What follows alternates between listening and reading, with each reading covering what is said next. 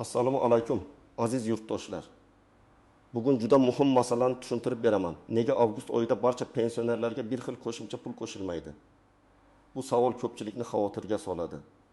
Chunki bir qo'shni menga falon so'm qo'shildi deydi. Ikkinchi odam esa menga undan kam qo'shildi deydi. Uchinchi pensioner esa umuman o'zgarish sezmaganini aytadi. Natijada odamlar orasida adolat bormi? Meni hisobim noto'g'ri bo'ldimi? Pensionerlarni ajratishyaptimi degan savollar paydo bo'ladi. Men bugun bu masalani oddiy, tushunarli, lekin batafsil qilib tushuntiraman. Bu ma'lumot har bir pensionerga, pensionerning farzandlariga, nafaqa oluvchilarga va kelajakda pensiyaga chiqadigan fuqarolarga ham tegishli. Iltimos, hoziroq kanalga obuna bo'ling, videoga like bosing. Chunki bunday tushuntirishlar sizga o'z haq-huquqingizni bilishga yordam beradi.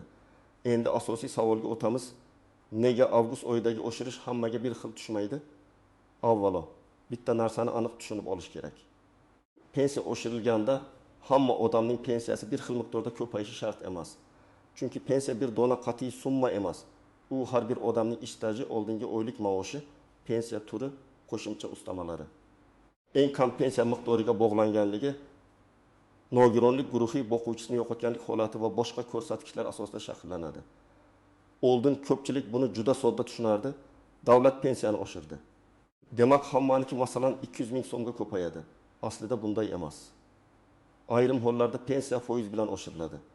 Ayrim hollarda bazaviy miqdor yoki eng kam pensiya miqdori o'zgaradi.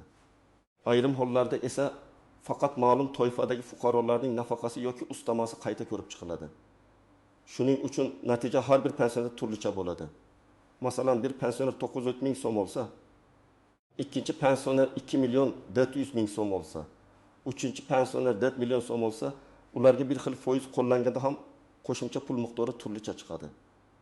Agar uning foiz oshsa, 900 ming so'm oladigan odamda qo'shimcha 900 ming so'm bo'ladi. 2 million 400 ming so'm oladigan odamda 200 ming so'm bo'ladi. 4 million odamda esa 400 ming so'm bo'ladi. Mana shu yerda odamlar ko'pincha adashadi.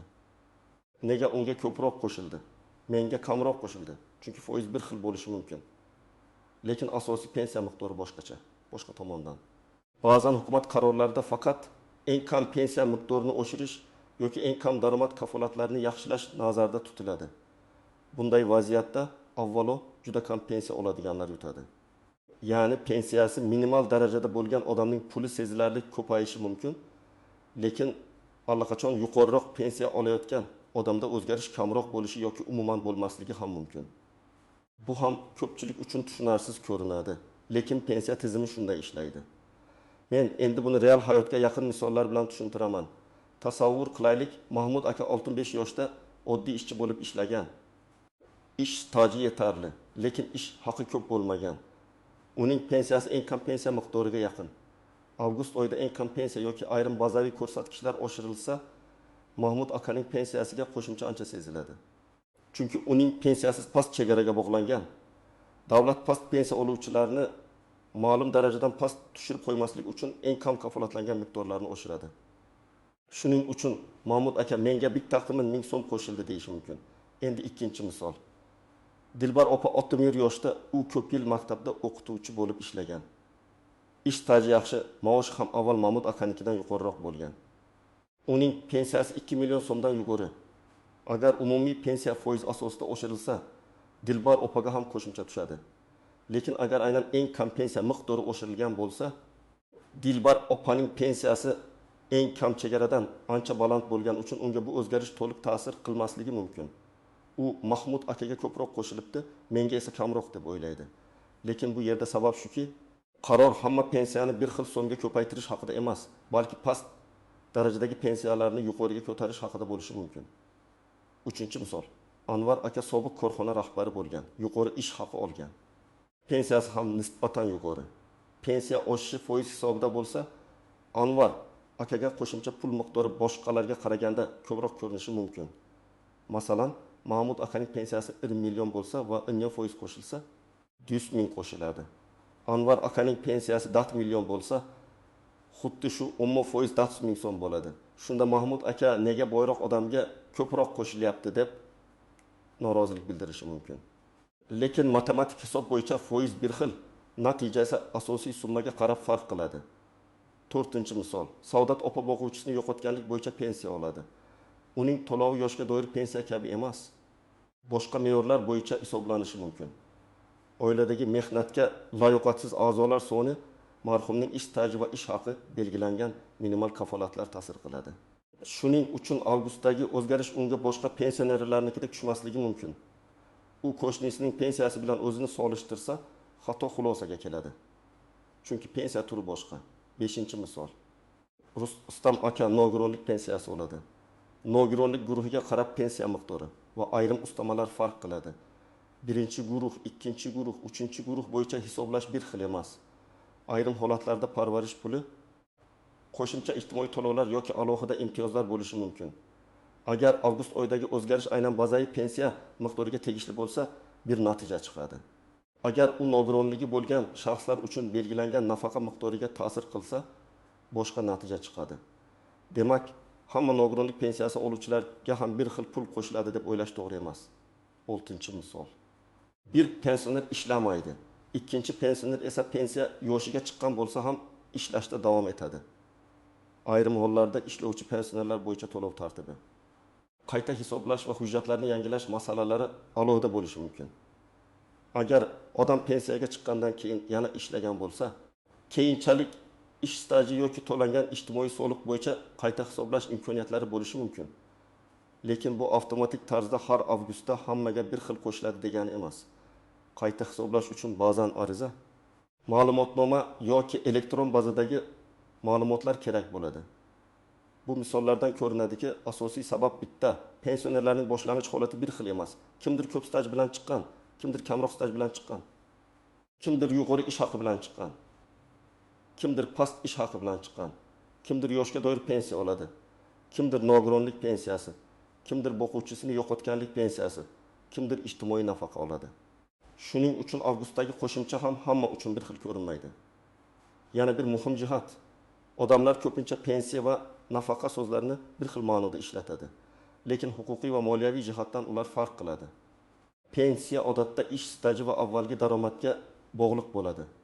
Nafaqa esa ma'lum ijtimoiy holatga qarab belgilanadi. Masalan, nogironligi bo'lgan shaxslar, o'quvchisini yo'qotgan oilalar, kam ta'minlanganlar yoki boshqa toifalar. Avgustdagi o'zgarish pensiyaga tegishli bo'lishi mumkin, lekin nafaqaga emas. Yoki aksincha, ayrim nafaqa turlari oshirilishi mumkin, lekin hamma pensiya bir xil o'zgarmaydi. Endi eng ko'p tushunmovchilik tug'diradigan nozik jihatlarga o'tamiz. Birinchi nozik jihat pensiyaning tarkibi. Siz bank kartangizga yoki naqd shaklida bitta umumiy summa olasiz, lekin bu summa ichida asosiy pensiya, ustama, kompensatsiya, qo'shimcha to'lov yoki minimal darajaga yetkazib beruvchi farq bo'lishi mumkin. Odam buni alohida ko'rmaydi. Shuning uchun menga faqat shuncha qo'shildi deb o'ylaydi. Aslida esa oshirish faqat pensiyaning bir qismiga qo'llangan bo'lishi mumkin. Masalan, pensionerning hisoblangan pensiyasi yaqin 1000 so'm, lekin amaldagi eng kam pensiya kafolati sababli unga 1 million so'm to'lanayotgan bo'lishi mumkin. Bu yerda 500 ming so'm farq davlat kafolatidan kelib chiqadi. Agar keyin asosiy hisoblangan pensiya ozgina oshsa, lekin u baribir kafolatlangan minimal miqdordan past bo'lib qolsa, odamning qo'lga oladigan puli deyarli o'zgarmasligi mumkin. Chunki u allaqachon minimal daraja yetkazib berilayotgan edi. Bu juda muhim holat. Odam oshirish bo'ldi, nega menda sezilmadi desa, javob ko'pincha shu yerda bo'ladi. Ikkinchi nozik jihat qayta hisoblash sanasi. Qaror avgust oyida kuchga kirsa ham, pul har doim aynan birinchi kundan yoki bir xil sanada tushmasligi mumkin. Bank kartasiga tushirish jadvali, pensiya jamg'armasi bo'limlarining hisob-kitobi, texnik yangilanishlar, hujjatlardagi aniqliklar bunga ta'sir qiladi. Ayrimlarga oldinroq, ayrimlarga keyinroq tushishi mumkin. Bu menga bermayapti degani emas. Lekin agar to'lov uzoq kechiksa, albatta aniqlashtirish kerak. Uchinchi nozik jihat hujjatlardagi xatolar. Masalan, ish staji to'liq kiritilmagan bo'lishi mumkin. Eski korxona yopilib ketgan, arxiv ma'lumotlari topilmagan. Mehnat daftarchasidagi yozuvda muhr yo'q yoki ish haqi to'g'risidagi ma'lumot elektron bazaga tushmagan bo'lishi mumkin. Bunday holatda odam o'zi haqiqatan ko'proq pensiyaga loyiq bo'lsa ham tizimda kamroq ko'rinadi. Avgustdagi oshirish ham o'sha kam hisoblangan asosga qo'llanadi. Natijada pensioner menga kam qo'shildi deydi. Aslida muammo avgustdagi oshirishda emas, avvalgi pensiya hisobining to'liq emasligida bo'lishi mumkin. 4-nozik jihat. Ustamalar hammaga berilmaydi. Masalan, ayrim toifalar alohida ustamalar bo'lishi mumkin. Urush qatnashchilari, mehnat fronti qatnashchilari, davlat mukofotlari bor shaxslar, muayyan sohalarda alohida xizmat qilgan fuqarolar, nogironligi bo'yicha maxsus ehtiyojga ega odamlar. Agar qarorda aynan shunday ustamalar ham oshirilsa, faqat shu toifadagilar ko'proq pul oladi. Boshqa pensioner esa nega unga ko'proq deb o'ylaydi? Chunki u odamda qo'shimcha huquqiy asos bor. 5-nozik jihat pensiya miqdorining yuqori chegaralari va cheklovlari. Pensiya hisoblash tizimida ayrim hollarda hisobga olinadigan ish haqi, staj, koeffitsient yoki to'lov bo'yicha ma'lum tartib va chegaralar bo'ladi. Ya'ni odam juda yuqori maosh olgan bo'lsa ham pensiya hisoblashda hammasi to'liq olinmasligi mumkin. Shu sababli yuqori daromadli odam ham men shuncha ishlaganman, nega qo'shimcha ko'proq emas deb so'rashi mumkin. Pensiya shaxsiy istak bilan emas, qonun va hisoblash formulasi bilan belgilanadi. 6-nozik jihat. Bir oilada 2 pensioner bo'lsa ham ularning qo'shimchasi har xil bo'ladi. Masalan, er-xotin bir uyda yashaydi. Er 40 yil ishlab yuqori maosh olgan. Xotini esa bolalar tarbiyasi sababli uzoq tanaffuslar bilan ishlagan. Ikkalasining pensiya yoshi bir xil davrga to'g'ri kelgan bo'lsa ham pensiya miqdori boshqacha bo'ladi. Avgustda qo'shimcha ham boshqacha chiqadi. Bu oilada ko'pincha tushunmovchilik keltiradi. Nega birimizga 2 exir ming, birimizga 1 xil ming? Sababi ularning pensiya asoslari farq qiladi. 7-nozik jihat. Ijtimoiy nafaqa oluvchi bilan mehnat pensiyasi oluvchini solishtirish mumkin emas. Masalan, bir odam umuman yetarli ish stajiga ega bo'lmagan va yoshga doir ijtimoiy nafaqa oladi. Boshqa odam esa 35 yil ishlagan va yoshga doir mehnat pensiyasi oladi. Ularning to'lovi bir xil tartibda oshmaydi. Ba'zan ijtimoiy nafaqalar past daromadli qatlamni himoya qilish uchun ko'proq oshirilishi mumkin. Bu mehnat pensiyasi oluvchilarga nisbatan adolatsizlikdek ko'rinmasligi kerak. Chunki maqsad eng zaif toifadagi odamlarni qo'llab-quvvatlash bo'ladi. 8-nozik jihat. Kommunal, oziq-ovqat, dori-darmon narxlari oshgani uchun odam qo'shimchani yetarli sezmasligi mumkin. Masalan, pensiyaga 1 ming so'm qo'shildi, lekin dori narxi ham oshdi, oziq-ovqat xarajati ham ko'paydi. Shunda odam menga hech narsa qo'shilmadi deb his qiladi. Ammo hisob-kitobda qo'shimcha bo'lgan bo'lishi mumkin. Bu yerda hissiy qabul qilish bilan rasmiy hisob-kitobni ajratish kerak. Men buni odamlarni ovutish uchun aytmayapman. Balki o'z pulingizni tekshirishda aniq raqamga qarash kerakligi uchun aytyapman. 9-nozik jihat. Pensionerning bank kartasidagi qarzdorlik, aliment, ijro hujjati yoki boshqa ushlab qolishlar. Agar pensionerning kartasidan kredit, qarz, ijro undiruvi yoki boshqa majburiy ushlab qolish bo'lsa, unga pensiya oshgani ko'rinmasligi mumkin. Masalan, pensiya 200 ming so'mga oshgan, lekin kartadan shu oy 200 ming so'm kredit ushlangan. Odam qo'shimcha tushmadi deydi. Aslida tushgan, lekin darhol ushlab qolingan. Shuning uchun bank SMS xabarini, karta aylanmasini va pensiya hisob varag'ini alohida tekshirish kerak. 10-nozik jihat. Ma'lumotlarni qo'shnidan emas, rasmiy manbadan tekshirish kerak. Qo'shningizga qancha qo'shilgani sizning pensiyangiz uchun mezon bo'la olmaydi. U kishining staji, ish haqi, pensiya turi, ustamasi, imtiyozi, qayta hisoblangan muddati boshqa bo'lishi mumkin. Eng katta xato shuki, odamlar o'z pensiyasini boshqa birovning kartasiga tushgan pul bilan solishtirib baholaydi. To'g'ri yo'l o'z pensiya ishingiz bo'yicha rasmiy hisob-kitobni so'rash. Endi eng muhim qismga keldik. Agar siz avgust oyida pensiyangizga qo'shimcha kam qo'shilgan deb o'ylasangiz yoki umuman qo'shilmagan deb hisoblasangiz, nima qilishingiz kerak? Men buni bosqichma-bosqich aytaman. Birinchi qadam, avval aniq raqamni yozib oling. Avgustdan oldin qancha pensiya olgan edingiz? Avgustda qancha tushdi? Qancha farq bor? Taxmin bilan gapirmang. Masalan, oldin 20 million ehtimol ming so'm olardim. Avgustda 20 million 900 ming so'm tushdi. Farq 1 ming so'm deb yozing. Agar bank kartasiga tushsa, SMS xabarlar, mobil ilova yoki bankdan ko'chirma oling. Agar naqd olsangiz, to'lov qaydnomasidagi summani aniqlang. Ikkinchi qadam, pensiyangiz turi qanday ekanini aniqlang. Siz yoshga doir pensiya olasizmi? Nogironlik pensiyasimi? Boqishni yo'qotganlik pensiyasimi yoki ijtimoiy nafaqami? Buni bilmasdan turib, menga nega boshqacha qo'shildi deb so'rash foydasiz. Chunki har bir tur bo'yicha hisoblash tartibi farq qiladi. Agar aniq bilmasangiz, pensiya jamg'armasining tuman yoki shahar bo'limiga murojaat qilib, pensiya turi bo'yicha ma'lumot so'rang. 3-qadam. Pensiya hisob kitobi bo'yicha ma'lumotnoma so'rang. Siz mening pensiyam qanday hisoblangan, qaysi staj va qaysi ish haqi inobatga olingan, qanday ustamalar bor, avgustdagi qayta hisoblash qanday qo'llangan degan mazmunda murojaat qilishingiz mumkin. Murojaat og'zaki bo'lsa ham bo'ladi. Lekin men yozma murojaat qilishni tavsiya qilaman. Chunki yozma murojaatga yozma javob beriladi va keyin xatoni isbotlash osonroq bo'ladi. 4-qadam, hujjatlaringizni tayyorlang. Odatda sizga pasport yoki ID karta, pensiya guvohnomasi yoki pensiya oluvchi ekaningizni tasdiqlovchi ma'lumot, mehnat daftarchasi, ish stajini tasdiqlovchi hujjatlar, eski korxonalardan ish haqi ma'lumotnomalari, arxiv ma'lumotlari. Nogironlik bo'yicha tibbiy xulosa, o'quvchisini yo'qotganlik bo'yicha hujjatlar kerak bo'lishi mumkin.